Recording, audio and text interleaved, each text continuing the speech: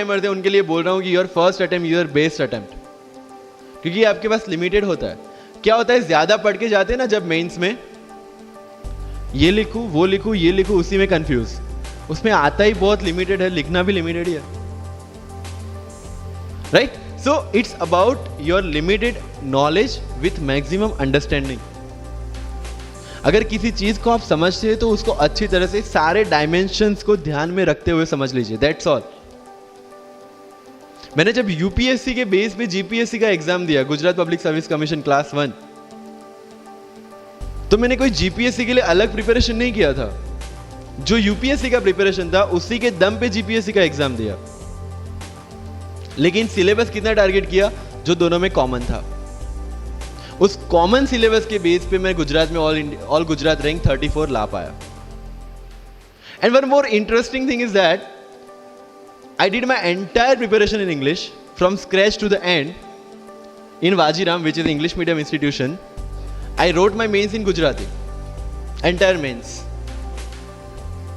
with Gujarati literature as an optional subject, for which I didn't prepare in Delhi. See the level of uncertainties. But that was well designed according to my strength and my weaknesses. I knew कि मेरा schooling Gujarati medium में हुआ है, the way I can express in Gujarati I can not express in English, and UPSC mains is all about ethics, essay and optional in which you have to write your own thoughts. Why should not I join Gujarati medium?